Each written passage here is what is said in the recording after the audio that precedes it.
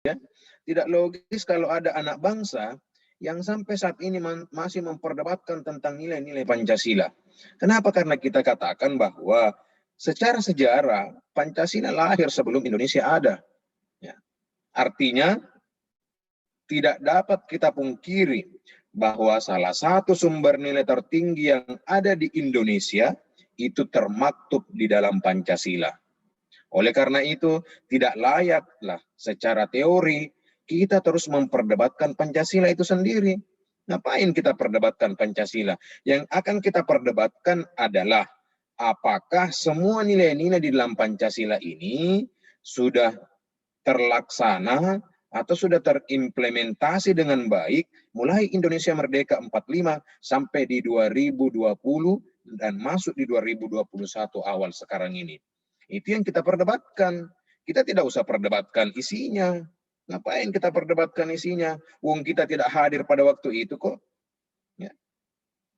Inilah yang dikatakan bahwa sekarang orang Indonesia banyak yang pintar tetapi tidak cerdas. Ya. Dia hanya berusaha menggunakan teori yang dia miliki, tetapi teorinya itu tidak berlandaskan kepada grondslag. Makanya orang Belanda mengatakan bahwa Pancasila itu orang Belanda mengistilahkan dengan istilah grondslag, dasar daripada dasar. Ya, makanya di pertemuan hari Sabtu kemarin yang pertama saya katakan kepada adik-adik, kalau adik-adik mau menjadi dokter yang profesional, maka pahamilah beberapa konsep-konsep ilmu selain daripada konsep ilmu kedokteran, termasuk ini ilmu Pancasila. Ya. Kenapa? Karena semua dari situ dan akan berakhir ke situ. Bukan saya yang mengatakan, tetapi nilai-nilainya yang termaktub di dalam Pancasila itulah yang mengatakan. Nah, makanya yang sekarang kita harus laksanakan ya sebagai anak bangsa yang baik, yang pertama yang harus kita laksanakan adalah bagaimana caranya kita mengilhami ini nilai-nilai Pancasila. Ya. Bagaimana cara kita meresapi nilai-nilai Pancasila ini. Kemudian, bagaimana cara kita mengimplementasikan dalam kehidupan kita sehari-hari. Itu yang harus kita lakukan. Yang kedua, kita mencoba untuk menghargai hasil jeripaya the founding fathers kita. Kita mencoba untuk menghargai hasil perumusan daripada pemimpin-pemimpin kita pada waktu itu. Ya. Pemimpin-pemimpin bangsa pada waktu itu. Kita harus menghargai itu.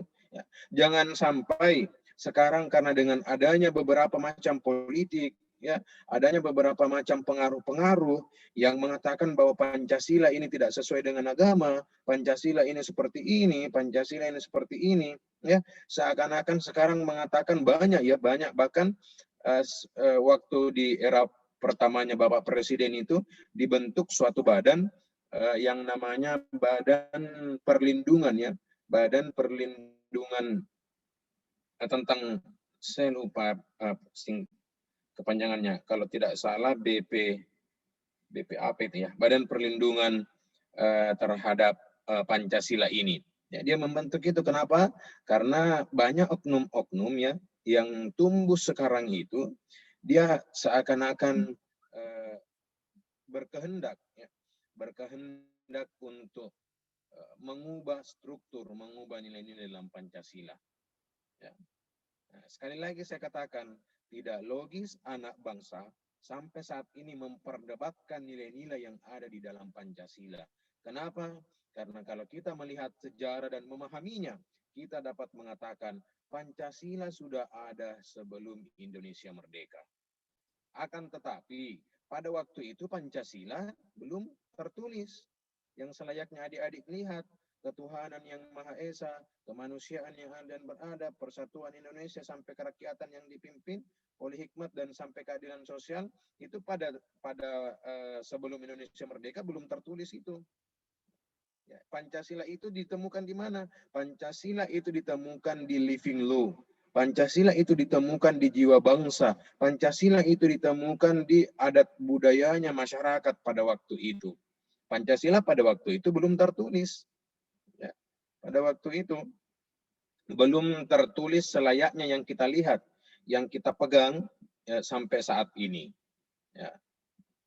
Tetapi nilai-nilainya sudah ada, ya. Bahkan salah satu pakar hukum adat, ya, Van Vollenhoven mengatakan bahwa Indonesia itu negara yang unik. Ya, Van Vollenhoven mengatakan Indonesia itu negara yang unik. Karena uniknya negara Indonesia, saya tidak pernah menemukan suatu negara di mana negara ini belum merdeka, tapi sudah ada aturan. Ada aturan mainnya. Ya. Ada kebiasaan yang mengikat daripada masyarakat kita. Seperti itu.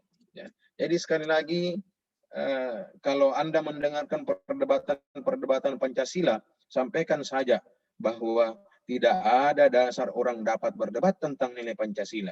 Yang harus kita perdebatkan sejauh ini, yang harus kita perdebatkan dewasa ini, yang kita perdebatkan di zaman ini, sejauh mana negara hadir dalam mengimplementasikan nilai-nilai Pancasila. Itu yang harus kita perdebatkan. Ya, sama kemarin pertanyaannya Taufikur Rahman, ya, kalau saya tidak salah, bagaimana Pak ini nilai-nilai sila-sila ini? Ya. Apakah sampai saat ini masih layakkah kita untuk belajar Pancasila atau seperti apa? Nah, ini yang menjadi titik poin terpenting, ya, yang harus kita pahami. Oke, kita lanjut. Sekali lagi, kalau ada adik-adik yang mau dipertanyakan, silakan. Mohon maaf, ketua kelas dan sekretaris kelas, boleh mungkin saya dibantu untuk absen yang kemarin itu, boleh untuk diubah mungkin, ya, atau ada format saya bisa dibantu salah satu ketua kelas atau sekretaris, boleh aktifkan mic-nya dulu. Tapi Pak, iya Pak. Ya, apakah masih punya format ini, format absen? Tapi Pak, iya masih ada Pak. Ya, belum terisi ya? Tapi iya Pak. Oke, baik Dinda, saya mohon bantuan. Nanti Adinda isi, ya, nanti Adinda isi. Sama dengan yang kemarin yang di-share di grup, ya. Adinda isi, kemudian setelah Adinda isi, termasuk juga kalau tidak salah tanda tangan saya itu boleh di copy paste, ya.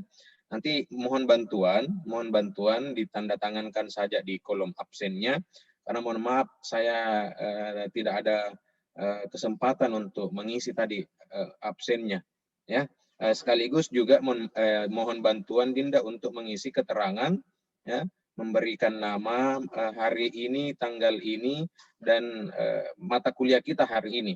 Ya, sama dengan model kemarin, dan memberikan keterangan bahwa ini adalah part 2, ya, atau pertemuan kedua. Terima kasih untuk sekretaris dan ketua kelas, ya. Terima kasih atas bantuannya. Oke, baik. Sekarang kita lanjut kepada kita melihat bagaimana sejarah perjuangan bangsa Indonesia.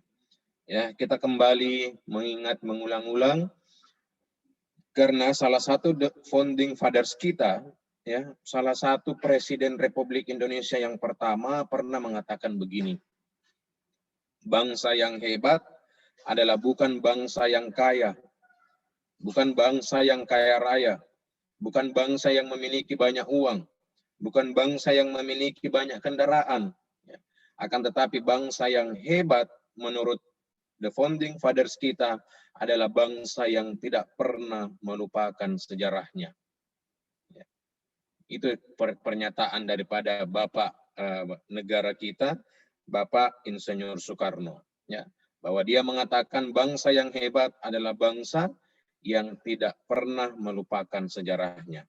Nah, untuk itu flashback kembali kepada diri kita, sejauh mana, ya, sejauh mana kita mampu atau sejauh mana kita memiliki pengetahuan. Masih ingatkah kita tentang sejarah bangsa kita? Jangan sampai sekarang kita sudah melupakan itu sejarah bangsanya. Jangan sampai yang ada di benak kita tentang sejarah-sejarah band, ya, sejarah-sejarah apa sekarang stylish, ya, model-model apa itu sekarang yang ada, kita melupakan ini. Ya. Dan kalau anak bangsa itu sudah mulai melupakan sejarahnya, Maka menurut bukunya Insinyur Soekarno mengatakan bahwa ada judul bukunya bagus sekali ya, Perjuangan yang Tiada Akhir. Dia mengatakan seperti ini. Ketika suatu saat anak bangsa sudah melupakan sejarah negaranya, sejarah bangsanya, maka negara itu cepat, ya. Maka negara itu semakin cepat mudah untuk diombang-ambing oleh negara lain, mudah untuk dipengaruhi oleh negara lain.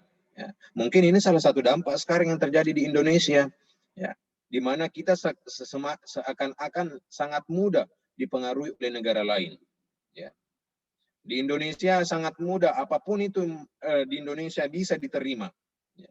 Apapun di Indonesia bisa masuk di jalur kesehatan, ya, di jalur perekonomian, semua masuk seperti itu. Ya. Kita lihat sekarang lagi ada perkembangan baru tentang virus corona itu ya. Ada perkembangan baru, ada model yang baru virus ini. Nah, itu salah satu dampak bahwa salah satu dampak bahwa kurangnya kesigapan pemerintah. Meskipun semua negara, bukan semua ya, hampir semua negara di dunia kena virus ini, tetapi harusnya kita sebagai negara harus sigap untuk hal itu. Ya, oke, kita tinggalkan itu. Oke, sekarang kita lihat berdasarkan sejarah panjang perjuangan bangsa Indonesia, makanya saya selalu katakan bahwa sekarang ini kita hanya menikmati kemerdekaan, ya. Jadi janganlah kita terlalu banyak berdebat tentang Indonesia. Ya. Sekarang ini nikmati saja kemerdekaan. Coba kita pikir, bagaimana perjuangan the founding fathers kita, bagaimana perjuangan para pendahulu kita tentang memperjuangkan bangsa Indonesia ini untuk merdeka. Kenapa sekarang kita sudah merdeka, seakan-akan kita tidak menikmati kemerdekaan itu, akan tetapi seakan-akan kita mencoba ya, untuk saling musuh-musuhi, untuk saling bermusuhan satu sama lain, ya, partai saling bermusuhan, tetangga saling bermusuhan, teman saling bermusuhan, kelompok saling. Kenapa kita harus seperti itu? Ya. Kenapa demikian? Sekali lagi karena kita kurang mengilhami, ya. Kita kurang menjiwai perjuangan bangsa kita. Kita kurang menjiwai bagaimana sejarah bangsa kita itu. Kita hanya cukup mengenal, ya. Kita hanya cukup perjuangan bangsa Indonesia itu cukup hanya ada di buku-buku. Perjuangan bangsa Indonesia itu cukup hanya ada di letter-let, tidak perlu diimplementasikan. Nah, ini yang menjadi penyebab sekarang. Ini yang menjadi masalah sekarang yang ada di negara kita. Ya, jadi jangan terlalu jauh. Kalau kita berdiskusi tentang negara, jangan terlalu jauh kita berbicara tentang di mana letak permasalahan. Letak permasalahan bangsa Indonesia sekarang adalah sudah kurang lagi rasa penghargaannya kepada sejarahnya. Sudah kurang lagi rasa penghargaannya kepada the founding fathers-nya. Sudah kurang lagi penghargaannya kepada para pendahulunya. Ya, para pahlawan-pahlawannya. Itu tidak boleh seperti itu. Sekali lagi kita diingatkan oleh the founding fathers kita, oleh bapak negara kita, bahwa bangsa yang hebat, bangsa yang tidak pernah melupakan sejarahnya. Untuk itu, saya tidak usah menjelaskan terlalu jauh Dinda ya tentang Saman ini. Anda bisa baca sendiri. Dan yang poin keempat nanti akan saya jelaskan. Anda bisa baca sendiri, kalau ada yang kurang paham silakan dipertanyakan. Untuk itu sekali lagi saya katakan, kita jadi anak bangsa yang baik-baiklah. Ya. Jadilah kita anak bangsa yang baik-baik. Jadilah kita sebagai anak bangsa yang memang darahnya itu darah Indonesia, ya, yang mengaku Indonesia, yang mengaku merah putih, ya, yang mengaku Bhinneka Tunggal Ika, ya. Itu yang harus kita wujudkan. Apalagi sekarang adik-adik saya semua di pundak, sekali lagi saya katakan, kalau Anda sudah diberikan KTP oleh negara, kartu tanda penduduk oleh negara, itu Anda dikategorikan sudah dewasa. Meskipun kebiasaan Anda masih kebiasaan anak-anak, meskipun muka Anda masih muka anak-anak, ya. Meskipun Anda mengatakan saya masih anak kecil, saya belum menjadi pejabat, saya belum menjadi dokter spesialis, saya belum menjadi dokter yang profesional. Akan tetapi ketika negara sudah memberikan pelegalan itu kepada Anda, maka mau tidak mau di pundak Anda sekarang sudah tertanam tanggung jawab besar sebagai anak bangsa. Ya. Janganlah lagi seperti anak kecil. Ya. Maksudnya, apapun yang Anda harus lakukan, apapun yang Anda harus perbuat, itu semuanya didasarkan kepada rasionalitas Anda. Itu harus berdasarkan kepada pemikiran, baikkah, burukkah yang saya perbuat ini, menguntungkankah saya, menguntungkankah orang lain? Itulah yang dikatakan. Semuanya ini, Dinda, hanya kita bisa memahami ketika kita mengilhami semua nilai-nilai yang bersumber daripada Pancasila. Makanya saya katakan di awal, sangat penting untuk kita semua belajar Pancasila. Ya. Tidak ada misalnya katakan, saya sudah presiden, saya tidak perlu belajar Pancasila, tidak boleh. Ya. Saya ini pejabat, saya ini gubernur, saya ini anu, saya ini anu, saya ini anu, saya tidak perlu belajar Pancasila. Tidak ada orang selama mengaku anak bangsa, selama belum meninggal, selama belum kembali ke Rabbnya, harus belajar terus tentang Pancasila. Harus terus. Kenapa demikian? Itu tadi saya ulangi, bahwa Pancasila adalah groundsleh, norma dari segala norma, dasar dari segala dasar. Insya Allah yakin dan percaya, kalau semua nilai-nilai Pancasila, 5 nilai Pancasila ini sudah mampu adik-adik ilhami, sudah mampu adik-adik terapkan dalam kehidupan Anda sehari-hari, cepat atau lambat insya Allah Anda akan mendapatkan hasilnya. Ya. Insya Allah Anda akan menjadi dokter yang profesional. Apapun tantangan di depannya, Anda akan mudah untuk melaksanakan atau Anda akan mudah menyelesaikan tantangan itu dengan baik. Kenapa? Karena itu tadi. Ada prinsip-prinsip kebangsaan yang ada dalam diri Anda. Ya. Oke.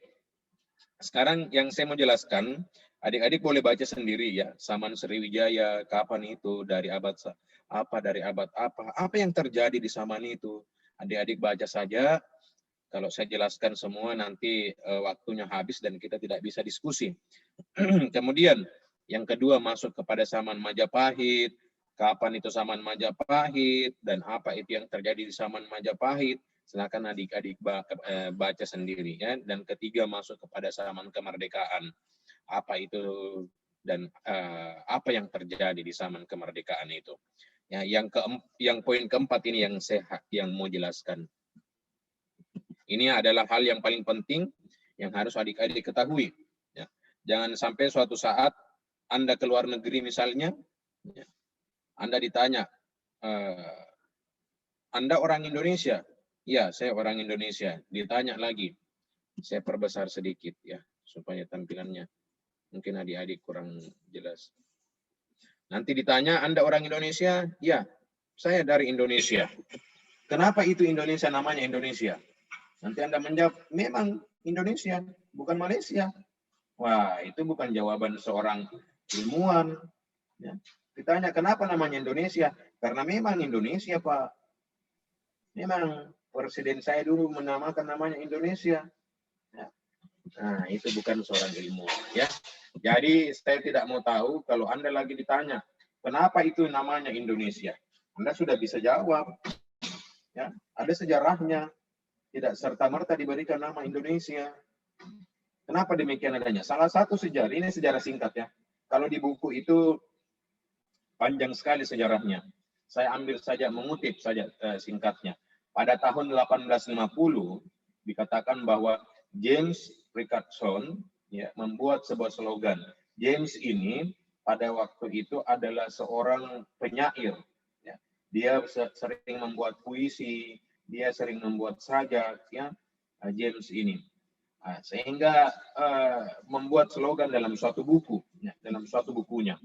The Ethnology of Hindia Archipelago.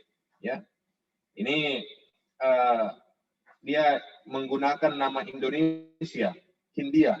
Jadi kita negara dulu kita dikenal sebagai Hindia, kemudian berubah menjadi Belanda, kemudian berubah menjadi Hindia Belanda, kemudian barulah menjadi Indonesia. Ya. Itu tonggak yang pertama ya pada tahun 1850. Kemudian yang kedua, secara singkat saya katakan bahwa 1884 ada lagi pengarang namanya Adolf Bastian dalam bukunya Indonesia out of the Ancient Desmilitarization Archipelago. Adolf Bastian ini melihat bahwa ada suatu wilayah di mana wilayah ini terdiri atas pulau-pulau dan terbatas oleh perairan. Tetapi pulau-pulau ini berpenghuni. Dan pulau-pulau ini bertetangga dengan wilayah lagi yang sekarang dikenal sebagai Malaysia. Nah, jadi itu awalnya ya. Nah, sehingga pada akhir abad ke-18, ini abad ke-18, para pemuda yang datang belajar di Belanda. Maksudnya para pemuda yang dikatakan ini tidak lain adalah orang Indonesia. Ya. Jadi dulu sarjana-sarjana dulu itu banyak berkiblat ke Belanda untuk belajar, khususnya orang hukum. Ya, makanya sampai saat ini masih banyak produk-produk Belanda yang digunakan di dalam hukum Indonesia itu sendiri. Ya. Sehingga dikatakan pada abad ke-18, para pemuda yang datang belajar di Belanda sepakat memberikan nama Indonesia bagi keseluruhan pulau-pulau Nusantara. Ya, jadi secara singkat dari dua buku ini menggambarkan keadaan suatu wilayah di mana wilayah itu terdapat memiliki pulau-pulau dan pulau-pulau itu berpenghuni dan pulau-pulau berpenghuni ini dibatasi oleh air laut. Nah, sehingga para pemuda kita pada waktu itu ya, para sarjana, para mahasiswa pada waktu itu yang belajar ke Belanda mencoba ya. Makanya yang paling dikenal sekarang yang berkembang itu adalah wawasan Nusantara ya.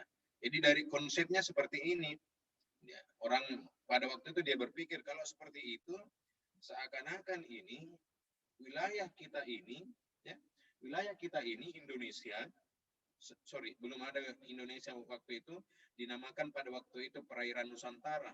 Ya, dinamakan pada waktu itu perairan Nusantara. Kenapa? Itu tadi ada pulau-pulaunya dan pulau-pulaunya ini berpenghuni, dibatasi atau berbatasan dengan laut seperti itu. Jadi dulu orang-orang orang-orang asing itu menamakan Indonesia sebagai perairan Nusantara. Kalau ada orang asing, orang Arab, ya, orang Eropa, orang Cina yang hendak melakukan jual beli di Indonesia, dia mengatakan kita mau ke wilayah Nusantara, kita mau ke perairan Nusantara. Nah, itulah yang sekarang berkembang menjadi wawasan Nusantara. Ya, ini salah satu sejarah singkat tentang pemberian nama Indonesia. Ya. Oke, kita lanjut lagi. Ya, bagaimana sejarah ya, daripada Pancasila itu sendiri? Ya.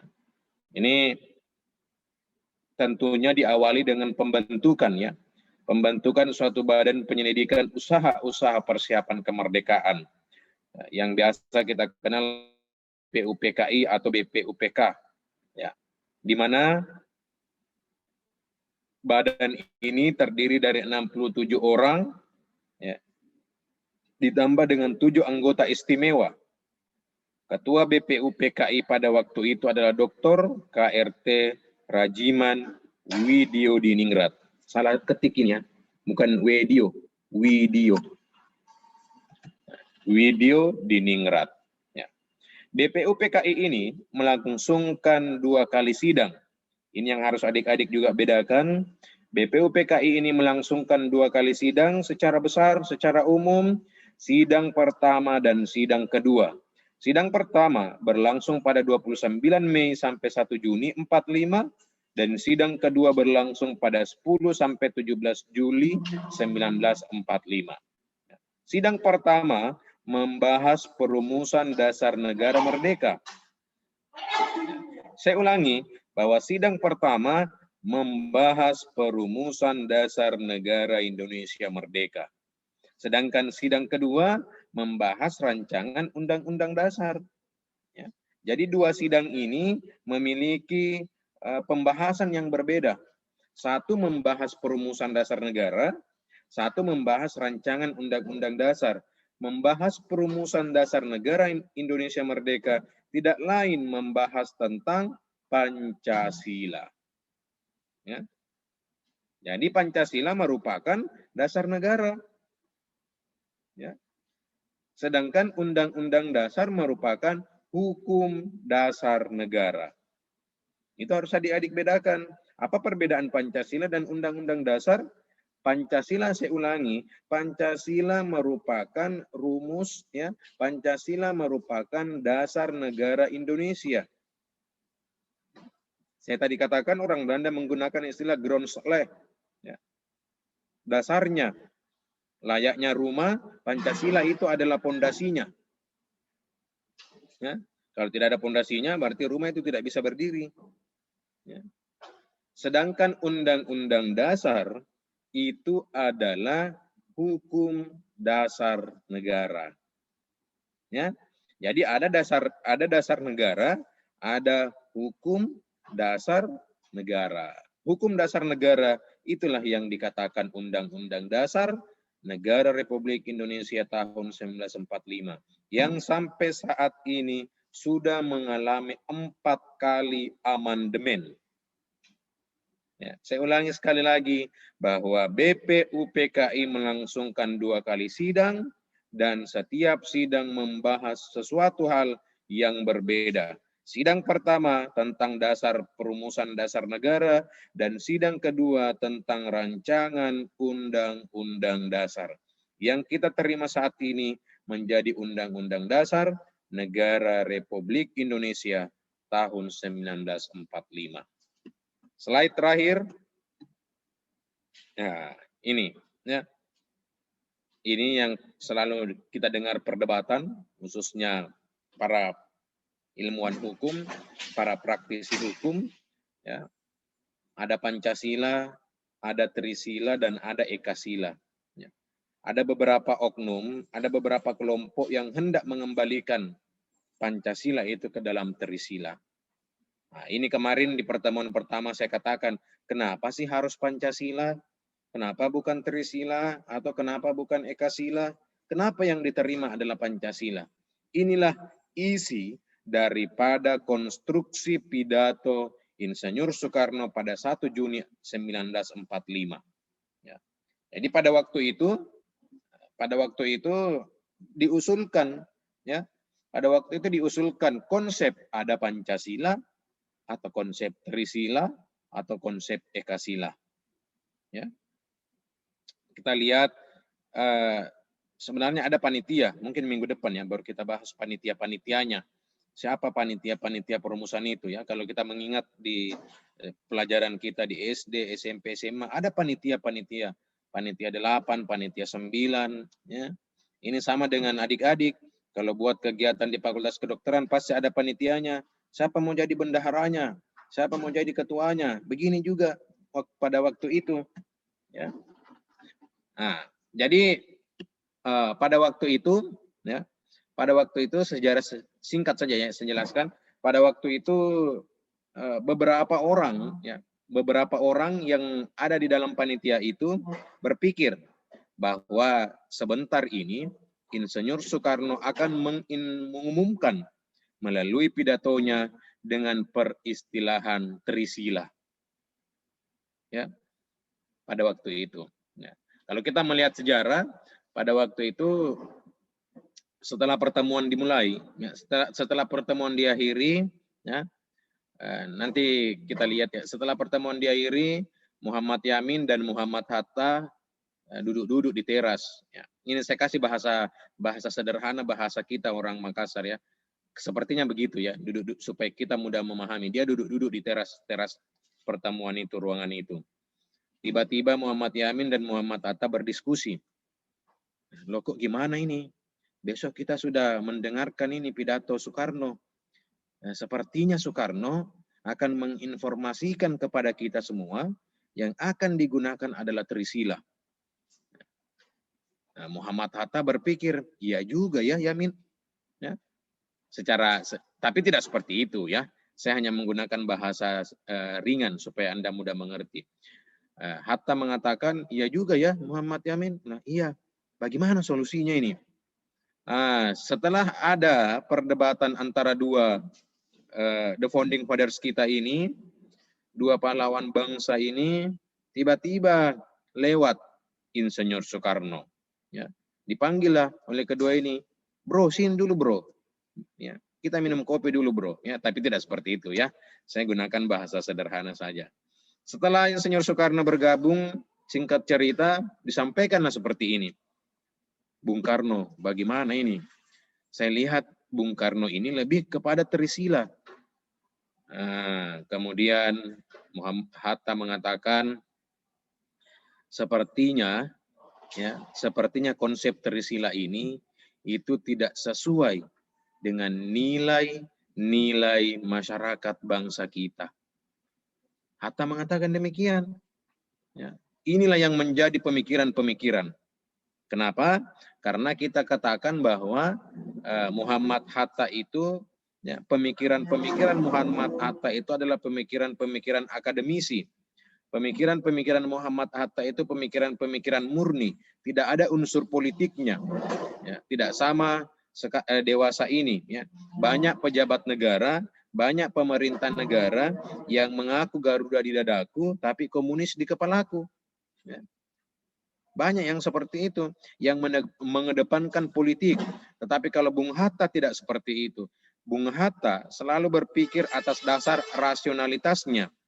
Bung Hatta selalu berpikir atas dasar keilmuannya.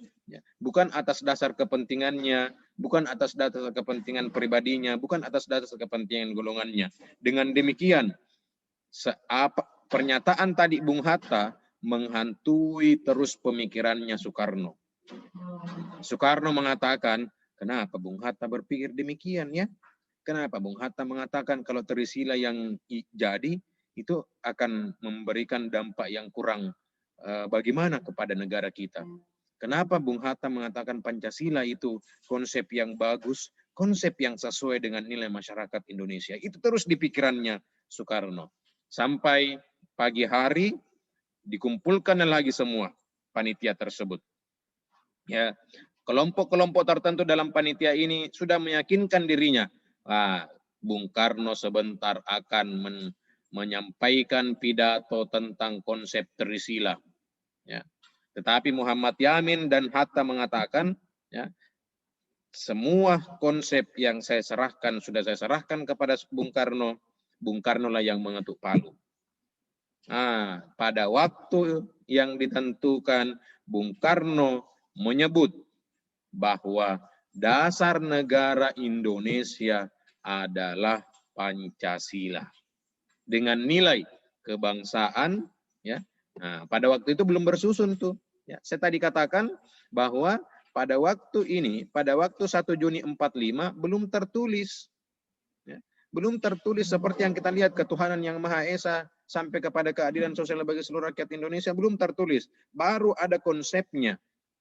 Konsep kebangsaan, konsep internasionalisme atau perikemanusiaan, konsep mufakat atau demokrasi, konsep kesejahteraan sosial, konsep ketuhanan. Belum tersusun, terstruktur, dan sistematis yang dikatakan berhierarki. Belum. Kaget itu kelompok yang lain. Kelompok yang lain mengatakan, loh kok Insinyur Soekarno berubah pikiran? Ya, siapa yang membisiki Insinyur Soekarno?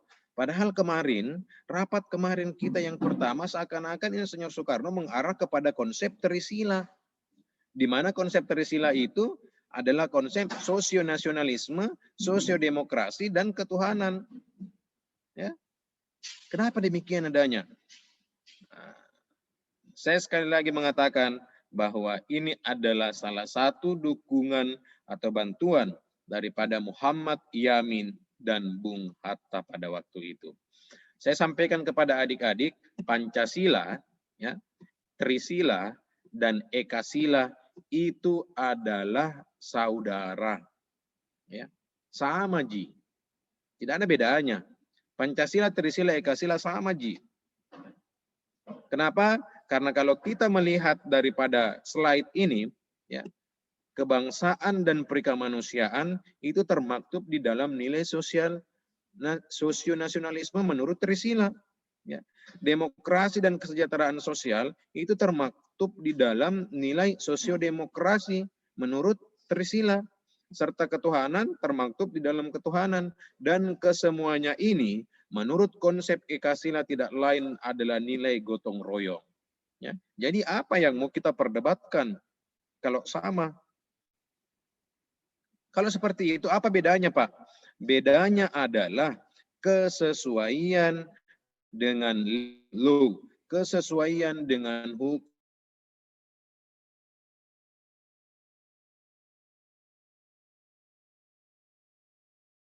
Istilahan saja yang membedakannya. Ya. Dikategorikan bahwa semua peristilahan yang ada dalam Pancasila itu dapat termaktub di dalam nilai-nilai yang hidup dan berkembang di dalam masyarakat Negara Kesatuan Republik Indonesia. Sama sekarang, saya selalu mengatakan korupsi itu sebenarnya tidak cocok dengan Indonesia. Penamaan istilah korupsi tidak cocok dengan Indonesia. Harusnya apa? Pencurian uang negara. Ya. Kenapa? Ini sangat cocok dengan nilai-nilai budaya kita. Ya. Kalau namanya pencurian apapun itu pasti tidak ada yang bebas. Ya. Jangankan mencuri uang, Anda saja ke masjid, Anda saja ke tempat-tempat tertentu, ya, hilang motornya, hilang helmnya misalnya, ya, atau hilang sendalnya, pasti marah bagaimana. Ya. Ada orang di sana terindikasi sebagai pelaku pencurian, ditanya, mencuri apa itu? Curi helm ki. Dia kapan juga curi helmku. Kau juga pergi datang pukul. Kenapa? Karena ini sesuai dengan nilai yang hidup dan berkembang di dalam masyarakat Negara Kesatuan Republik Indonesia. Ya. Saya kemarin menawarkan seperti itu. Saya katakan bahwa bisa mungkin diubah itu Komisi Pemberantasan Korupsi menjadi Komisi Pemberantasan Pencurian Uang Negara. Nah, keren itu istilahnya ya, pencurian. Kalau korupsi, ada orang korupsi itu didukung-dukung. Ada orang korupsi dibaik-baiki. Kenapa? Sekali lagi, karena peristilahan itu tidak sesuai dengan nilai yang hidup dan berkembang di dalam Negara Kesatuan Republik Indonesia. Samalah juga ini Pancasila. Oke, adik-adikku sekalian, saya kembalikan. Kalau ada yang kita mau diskusikan, silahkan. Kalau yang ada mau dipertanyakan atau ada hal-hal penting, kemarin kalau saya tidak salah ingat, Taufikur Rahman masih ada hal yang mau kita diskusikan, boleh kita berlanjut kalau Taufikur Rahman hadir di sesi ini. Saya persilakan, silakan Dinda, kalau ada yang mau kita diskusikan.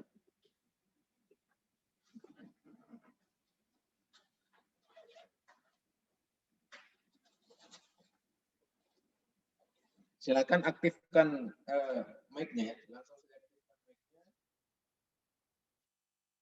Kalau ada yang atau ada materi kemarin, ya, ada materi kemarin yang Tapi Pak, ya, silakan. Ini dulu ya, Salma Umarella. Ya Pak. Kita ke perempuan dulu ya. Assalamualaikum warahmatullahi wabarakatuh. Waalaikumsalam warahmatullahi. Mohon izin memperkenalkan diri, nama saya Salma Umarella dari Stambuk 211. Di sini saya ingin bertanya, tadi apa yang dikatakan oleh Bapak bahwa yang mengambil andil dalam perumusan Pancasila yaitu Muhammad Yamin, Muhammad Hatta, dan yang paling pentingnya itu adalah Insinyur Soekarno. Namun yang saya ketahui bahwa ada juga satu tokoh yaitu Mr. Supomo. Apakah beliau itu tidak ada andil dalam perumusan Pancasila, Pak? Mohon arahannya, Pak. Ya, baik, bagus sekali pertanyaannya. Salma Umarella. Salma ini asli mana? Tapi Pak dari Maluku, Pak. Oh, sekarang posisinya di Maluku juga ya, Salma? Iya, Pak. Oke, baik. Ya, bagus sekali ya. Ini jauh-jauh jauh-jauh kuliah ya di pulau lain ya. Saya apresiasi. Ya, karena kalau kita melihat Al-Qur'an ya, tuntutlah ilmu sampai ke negeri Cina katanya. Ya, jadi jangan ragu untuk kuliah dimanapun ya. Dan saya sampaikan kepada adik-adik saya semua, khususnya juga kepada Salma dan semuanya, saya katakan selamat Anda bisa bergabung menjadi keluarga besar Universitas Muslim Indonesia. Kenapa? Saya bukan promosi dan saya bukan iklan, karena ini salah satu universitas di mana Anda bisa membentuk karakter ilmuwan Anda secara konvensional dan secara islami. Ya, jadi selamat saya katakan untuk itu. Oke, baik, saya menjawab bahwa Mr. Supomo, ya, Mr. Supomo juga adalah salah satu pakar pada waktu itu.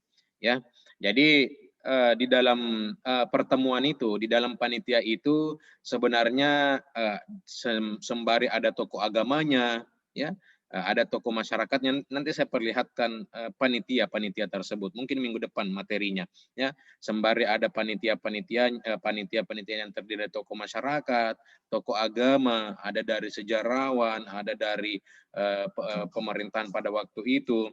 Kenapa Mr. Supomo pada waktu itu tidak bergabung ya bersama Hatta dan Muhammad Yamin pada waktu itu.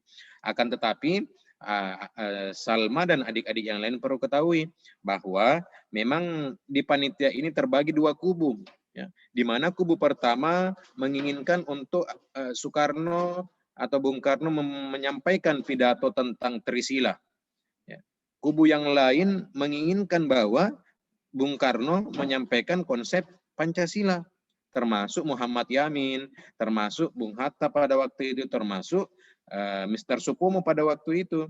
Ya, akan tetapi setelah pertemuan ini berakhir, ya, sama dengan kita misalnya, setelah kegiatan kita berakhir, terkadang kita saling kumpul-kumpul tuh, ya, beda-beda meja misalnya, ada yang ke sana bercerita, ada yang ke sini bercerita. Nah, setelah itu keluar, setelah selesai pertemuannya, keluarlah di teras gedung pada waktu itu. Ya, dua tokoh nasional kita ini keluar, dia berdiskusi. Nah, sedangkan Mr. Supomo ini dia berada tetap di dalam gedung pada waktu itu. Akan tetapi sekali lagi saya katakan kepada Salma dan semuanya, Mr. Supomo juga menginginkan bahwa Bung Karno menyampaikan pidato tentang konsep Pancasila, bukan konsep Trisila. Ya, seperti itu, Salma. Jadi dia juga ikut di dalam andil, ya, memiliki juga peran penting di dalam hal tersebut. Tetapi sekali lagi saya katakan, makanya kenapa di antara beberapa tokoh-tokoh itu, kenapa Insinyur Soekarno seakan-akan lebih memihak kepada Bung Hatta. Ya, karena itu tadi konsepnya. Karena Bung Hatta itu, pemikiran Bung Hatta adalah pemikiran yang sangat jauh ke depannya. Ya, yang kedua, pemikiran Bung Hatta selalu didasari atas ilmu pengetahuan, selalu didasari atas rasionalitas, selalu berbicara tentang kepentingan bangsa, bukan kepentingan pribadinya. Sehingga Bung Karno mengatakan, kalau saya nanti presiden, ya, kalau saya presiden, maka Bung Hatta lah wakil presiden saya. Seperti itu, Dinda, Salma. Iya, Pak. Terima kasih banyak, Pak. Oke, Dinda. Semangat ya, belajar meskipun jauh di sana dan jauh di sana ya. Tadi ada suara laki-laki? Ya, Pak. Ya, Muhammad Ulil. Wih, bagus sekali namanya ini. Ulil Albab. Silakan, Dinda. Assalamualaikum warahmatullahi wabarakatuh. Tapi Pak, mohon izin memperkenalkan diri. Nama saya Muhammad Ulil Albab dengan Stambuk 110 2020 0037. Tapi Pak, yang ingin saya tanyakan, menurut Tak, apa yang menyebabkan orang asing itu begitu mudah untuk ekonominya itu ada di Indonesia? Maksudnya, misalkan contohnya Pak, PT Freeport, tambang batu bara di Kalimantan. Kenapa begitu mudah orang asing itu bisa mengembangbiakkan ekonominya di Indonesia? Apakah tidak ada hukumnya terlalu bagaimana Pak atau bagaimana? Ya, bagus sekali pertanyaannya Muhammad Ulil Albab ya.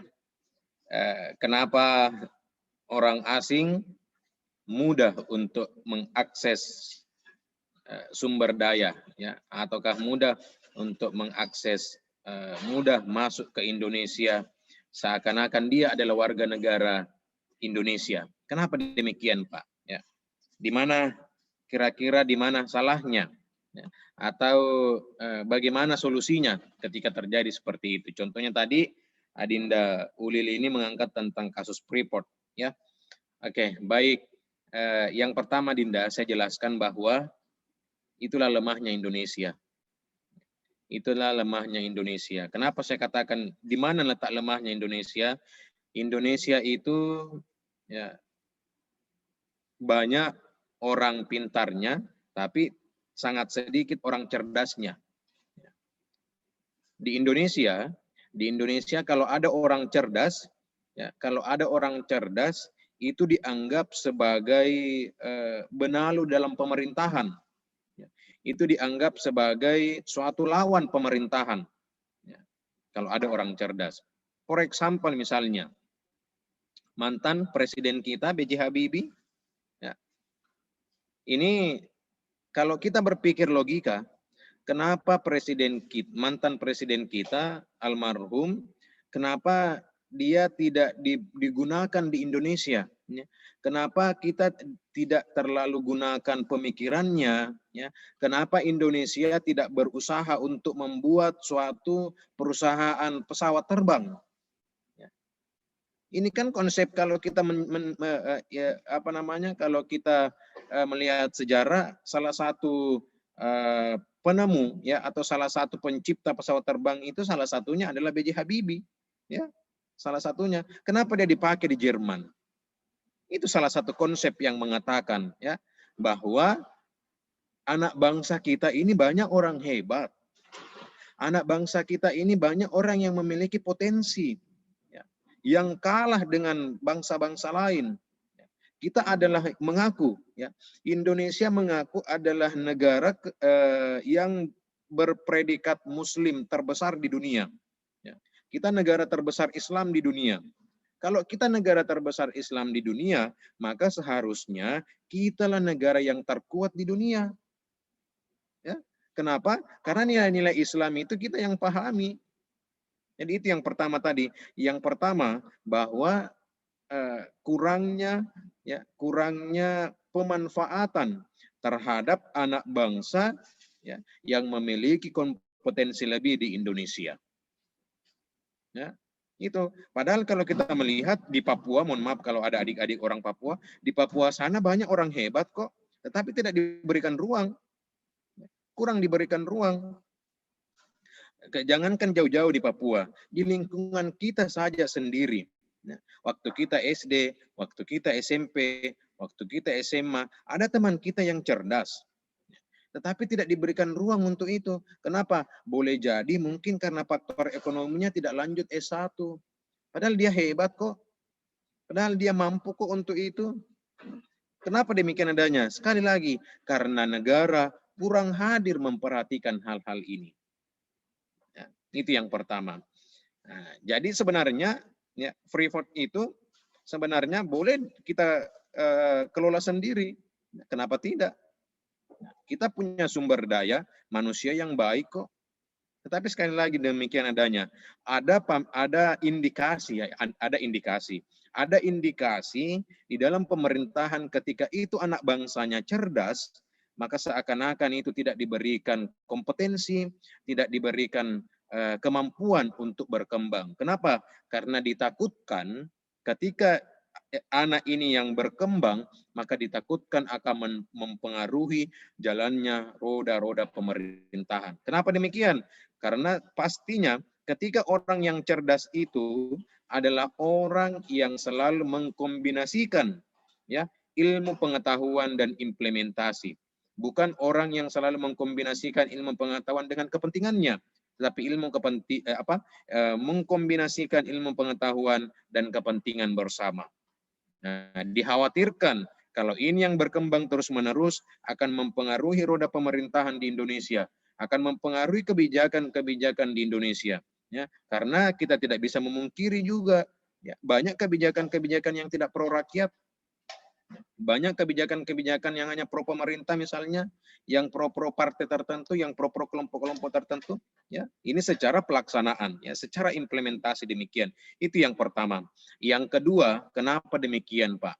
Yang kedua masalahnya adalah di Indonesia tidak diberikan tanggung jawab kepada orang yang memiliki pengetahuan di bidangnya. Nah, ini masalah. Ya. Misalnya, saya magister hukum, buka praktek dokter hewan. Ya. Di mana caranya? Saya tidak punya ilmu untuk itu. Saya magister hukum, buka praktek dokter umum. Ya, saya pintar menyuntik juga, saya tahu suntik juga, tapi apa yang mau saya suntik? Saya suntik kiri kanan orang. Orang saya katakan kenapa sakit kepala, saya kasih obat sakit perut. Ini masalahnya. Ya, ini masalah yang kedua. Banyak di Indonesia, ya, banyak di Indonesia penyelenggara negara, banyak di Indonesia pemerintah baik tingkat nasional maupun tingkat daerah itu tidak posisinya itu atau jabatannya itu tidak sesuai dengan bidangnya, ya, tidak sesuai dengan keilmuannya, seperti itu. Ini juga problem. Ya. Yang ketiga, kenapa seperti itu? Kenapa orang asing lebih mudah masuk di negara kita ketimbang kita sendiri sulit untuk mengembangkan diri di negara kita? Kenapa demikian? Itu salah satu faktor lainnya, karena orang asing itu cerdas tapi licik. Ya. Kenapa saya katakan cerdas tapi licik? Dia sama dengan iklannya, mengiming-imingkan segala sesuatu kepada negara yang didatangi, ya, sehingga negara itu tertarik. Kenapa? Di mana letak kelicikannya? Ketika negara ini sudah diberikan bantuan oleh negara asing itu, maka ini bukan sekedar bantuan. Ini terhitung sebagai utang negara terhadap negara tersebut. Apalagi Cina. Ya, sekarang Cina sudah menguasai sebelum corona, sebelum corona Cina sudah menguasai beberapa negara-negara kecil.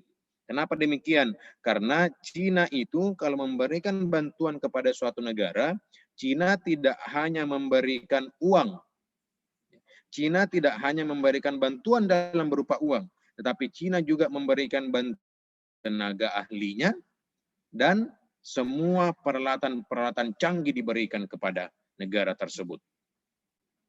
Akan tetapi, ya, yang diketahui oleh negara yang dibantu oleh Cina bahwa dia hanya dia hanya dibantu dengan uangnya. Ya. Misalnya, anggaplah Cina membantu Indonesia dengan uang 100 triliun misalnya. Ya. Kemudian Cina juga membantu Indonesia memberikan tenaga kerja profesionalnya. Cina juga membantu Indonesia memberikan alat modernnya. Ya. Nah, yang diketahui oleh Indonesia itu saja uang yang 100. Tetapi setelah mau pengembalian, Indonesia mau mengembalikan kepada Cina dengan harga 100 misalnya, atau sesuai dengan perjanjian menaikkan misalnya 120, Cina mengatakan tunggu dulu.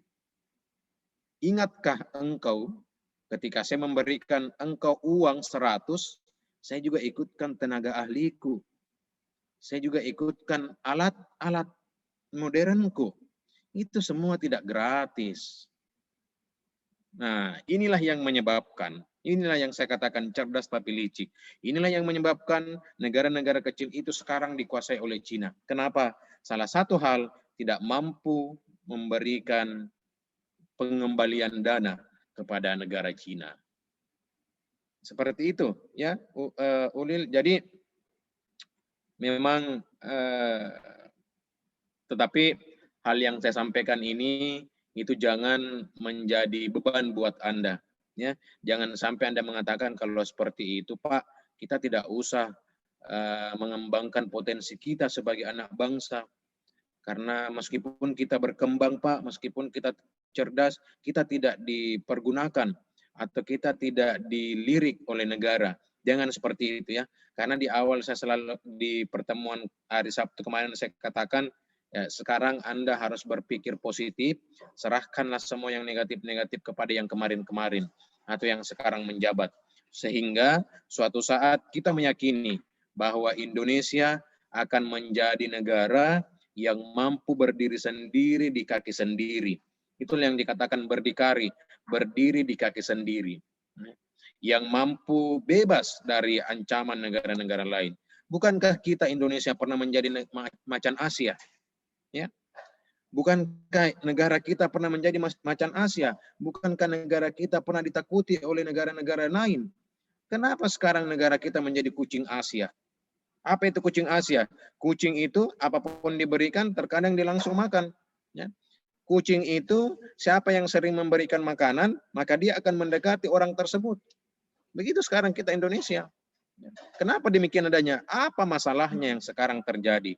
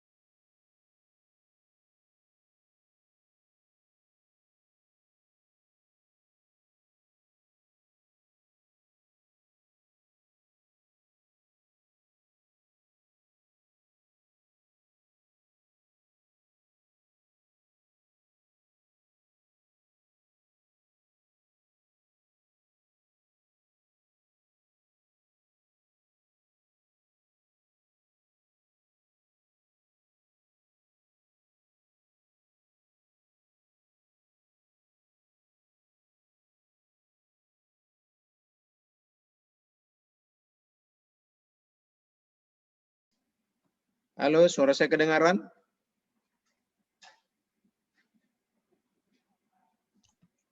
Tapi Pak, iya Pak. Iya, baik. Mohon maaf tadi jaringan trouble. Saya sudah di Fakultas Hukum ini ya. Ya, jadi jaringannya trouble. Ini masalah juga ini ya. Masalah negara juga ini. Harusnya kemarin juga negara sudah mengatakan akan diberikan kuota, tapi sampai saat ini kota-kotanya belum turun ya. Mungkin terhalangi oleh pohon-pohon. Ya, tersangkut di pohon mungkin atau di mana kotanya tersangkut. Ya seperti itu Dinda ya. Saya sekali lagi mengatakan bahwa marilah kita bersama-sama untuk berusaha ya. Kita punya cita-cita ya.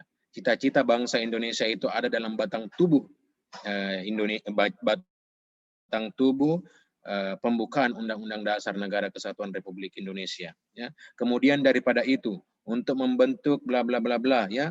Semuanya itu adalah tujuan kita sebagai negara Indonesia. Marilah kita bersama-sama, Anda sebagai mahasiswa, Anda harus berjuang ya. Anda harus sekali lagi saya katakan di pundak Anda sekarang sudah ada beban sebagai anak bangsa untuk berjuang bagaimana agar supaya bangsa kita ini, agar supaya negara kita ini tetap merdeka. Yang dikatakan merdeka itu bukan hanya lepas dari penjajahan. Yang dikatakan merdeka itu adalah bagaimana negara kita bisa berdiri di kaki kita sendiri. Bagaimana di negara kita ini sudah tidak ada lagi orang yang menangis gara-gara kelaparan. Bagaimana di negara kita ini tidak ada lagi orang yang mati gara-gara meninggal gara-gara penyakit yang berbahaya, gara-gara sakit, gara-gara apa ya. Kita harus wujudkan semua itu. Keadilan sosial bagi seluruh rakyat Indonesia. Kita harus berusaha untuk mewujudkan. Bagaimana caranya? Sekarang Anda sebagai mahasiswa jadilah mahasiswa yang baik. Ya, jadilah mahasiswa yang tekun belajar. Ya, jangan menjadi mahasiswa. Ya, karena banyak juga itu mahasiswa pada dasarnya dia mahasiswa. Di mana itu mahasiswanya, Pak? Mahasiswa online, ya, mahasiswa bangun pagi, ya, mahasiswa kuliah, ya. Tapi dia tidak berusaha untuk mengilhami materi yang dibawakan oleh dosennya, dia tidak berusaha untuk ikut serta ya di dalam berdiskusi. Dia hanya sesa duduk di depan komputer, sesa duduk melihat HP-nya. Itu namanya mahasiswa, ya, bukan mahasiswa. Makanya saya selalu katakan ya, kalau negara kita mau baik, negara kita mau aman, maka pemerintah dengan masyarakat harus sejalan. Ya.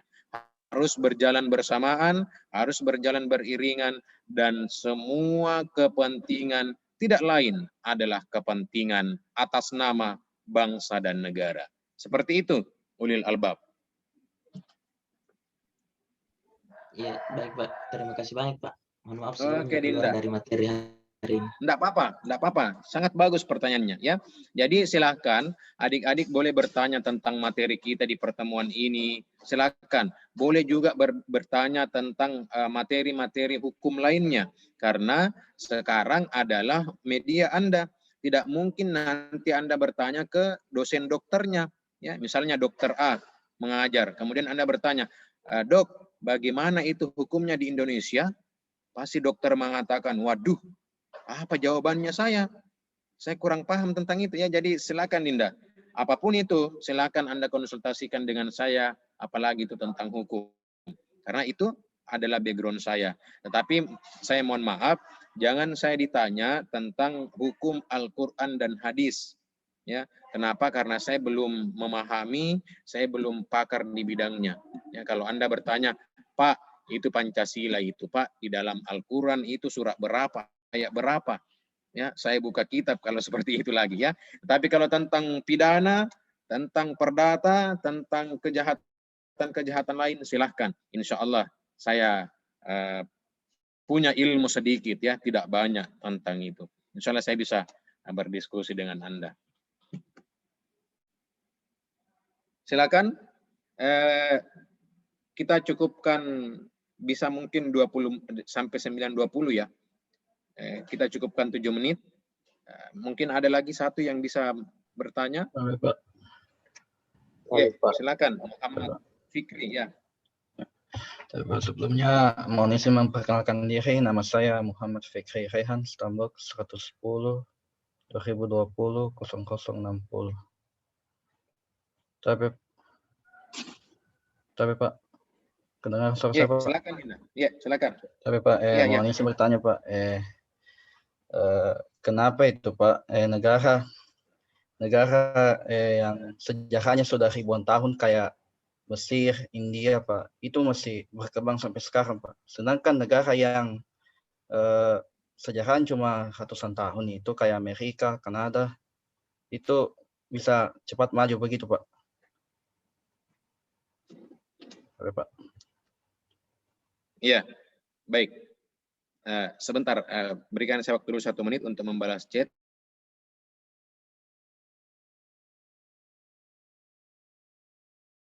Jam 8.40 ini sebenarnya saya mau pindahkan dulu ke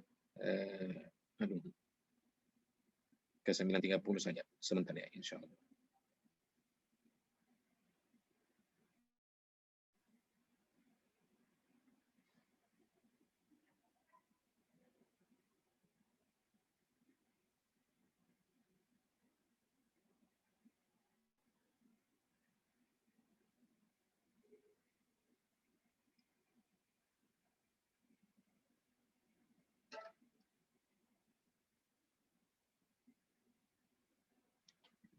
Iya, baik, bagus sekali pertanyaannya Muhammad Fikri Rehan ya.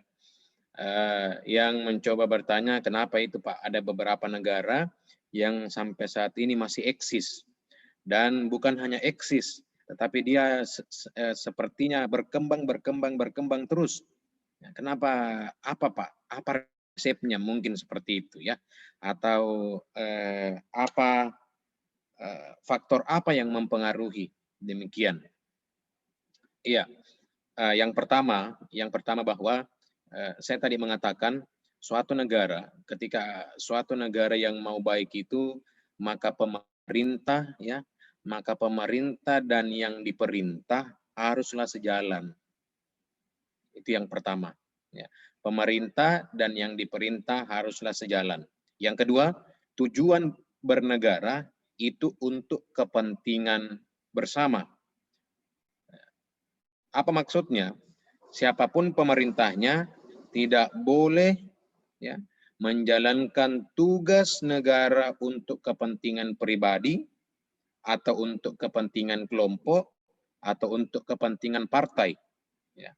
Akan tetapi siapapun pemerintah di dalam suatu negara, apapun pemerintahan dalam suatu negara, maka tujuan utamanya adalah haruslah kepentingan bersama.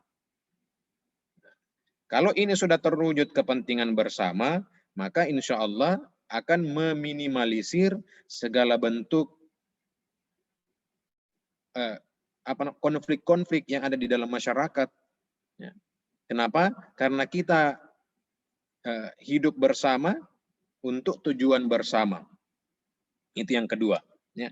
Yang ketiga, bahwa pemerintah di dalam suatu negara harus mengetahui hakikatnya sebagai pemerintah. Kenapa? Karena menurut buku, ya, menurut teori, pemerintah itu sebenarnya mandataris rakyat.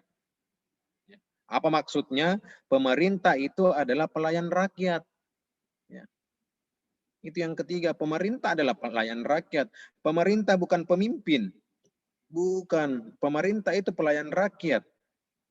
Dalam bahasa kasarnya, mohon maaf dalam tanda kutip, pemerintah itu adalah asisten rumah tangga. Dia pelayan rakyat. Karena dia pelayan rakyat, maka rakyat adalah rajanya. Ya. Bukankah kita mengatakan bahwa by the people, from the people, ya, dari rakyat, oleh rakyat, dan untuk rakyat. Semua berbicara tentang rakyat. Itu. Jadi yang ketiga itu tadi, pemerintah harus mengetahui hakikatnya sebagai pemerintah. Karena kalau ada pemerintah yang sudah tahu hakikatnya sebagai pemerintah, maka pemerintah itu tidak akan otoriter. Pemerintah itu tidak akan semau-maunya. Pemerintah itu akan hidup bersama dengan rakyatnya. Ya. Pemerintah itu ketika rakyatnya merasakan kesakitan, ketika rakyatnya merasakan bencana, ketika rakyatnya merasakan kepedihan, maka pemerintah juga itu merasakan hal yang demikian. Kenapa? Karena sekali lagi, rakyatlah yang memiliki kedaulatan tertinggi, ya.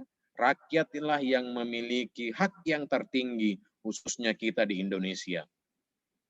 Kalau kita melihat kenapa Pak ada negara yang sampai saat ini eksis terus, saya kasih contoh juga. Kalau tadi temannya sudah memberikan contoh, saya memberikan contoh misalnya kenapa itu Pak Arab Saudi sampai sekarang eksis terus. Ya. Selain daripada Arab Saudi memang negara yang sudah dijamin di dalam Al-Quran, di dalam agama kita, kenapa demikian Pak? Ya, tetapi saat ini Arab Saudi juga mulai bergejolak, ya. Arab Saudi juga mulai bergejolak terhadap perebutan kursi kerajaan di sana. Itu juga sudah mulai bergejolak. Kenapa demikian? Karena konsepnya di sana itu adalah konsep bahwa semua atas nama rakyat. Ya. Di dalam Al-Quran juga dikatakan baldatun thayyibatun wa rabbun ghafur. Ya, mohon maaf kalau saya salah pengucapan karena saya bukan ustaz, ya. Itu di dalam Al-Quran itu dikatakan, ya. Apa dikatakan itu di dalam Al-Quran? Bahwa hendaklah suatu kaum itu, ya, ketika suatu kaum itu semua beriman kepada Allah, maka itu akan diberikan rezeki dari bawah, ya, dari bumi, dari bawah tanah, dan dari atas. Bagaimana caranya? Itu tadi konsepnya. Sekali lagi kita mengatakan bahwa kita adalah negara Islam terbesar di dunia, tetapi kita belum mampu untuk mengimplementasikan nilai-nilai Islam di dalam kehidupan kita bermasyarakat, berbangsa, dan bernegara.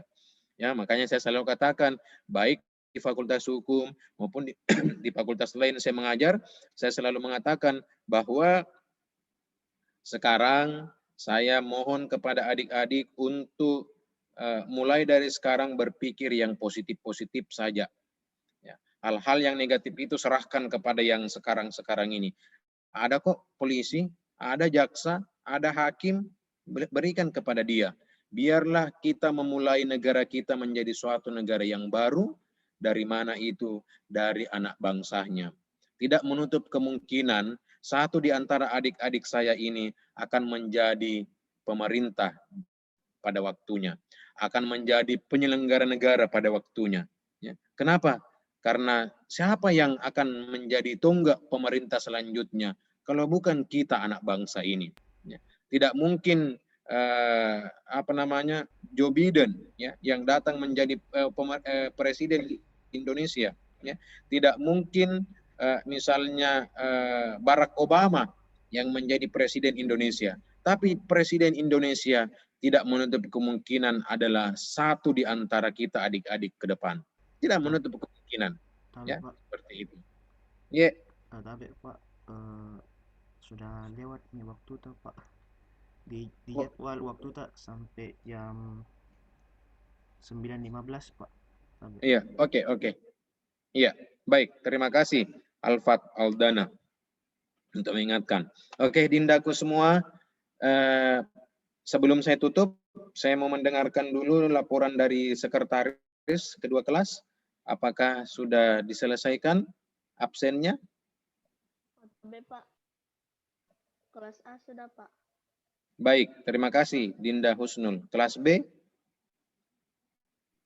Tapi Pak, sudah, Pak. Ya, baik.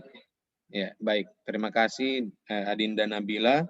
Terima kasih sekali lagi saya sampaikan kepada kedua sekretaris kelas, dan sama waktu hari Sabtu, mohon saya dikirimkan juga supaya saya ada bukti bahwa saya juga mengajar, dan juga dikirimkan nanti ke ketua prodinya atau ke sekretaris prodi atau apa namanya di kedokteran. Oke, baik, sebelum saya tutup, tolong ketua kelas boleh bersuara, ketua kelas. Tapi Pak, iya Pak. Iya. Bagaimana cara saya untuk bisa mengambil rekaman ini, ketua kelas? Saya dikirimkan melalui apa kira-kira? Tapi Pak, sesuai dengan keinginan Pak, mau dikirim langsung lewat WA atau lewat email bisa Pak. Oh ya, bagus mungkin kalau lewat email saja ya. Nanti saya kirimkan emailnya di WA Group. Ya, baik. Terima kasih Adindaku semua. Terima kasih atas waktunya dan atensinya pada pagi hari ini. Terima kasih ketua kelas, terima kasih sekretaris, dan terima kasih teman-teman semua. Mudah-mudahan minggu depan kita bisa berlanjut kembali. Begini ya, untuk mengefektifkan waktu, minggu depan kita lanjut jam 8 saja ya. Minggu depan kita lanjut jam 8 saja, mulai jam 8 sampai jam 9.15. Ya, insya Allah mudah-mudahan kita diberikan semua kesehatan dan kesempatan untuk dapat bergabung minggu depan lagi melalui Zoom meeting ini. Insya Allah saya akan upload lagi materinya di Kalam. Ya, dan ingat Adindaku semua untuk absen di Kalam setiap hari Senin dengan sesuai waktu yang kita tentukan. Mohon maaf atas segala kekurangan. Kalau ada salah-salah kata, kalau ada yang mau dipertanyakan, minggu depan kita lanjut kembali karena kita terbatas oleh waktu. Demikian, terima kasih sekali lagi. Saya cukupkan. Wabillahi taufiq wa hidayah. Wassalamualaikum warahmatullahi wabarakatuh. Waalaikumsalam warahmatullahi wabarakatuh. Saya izin ya, Dinda.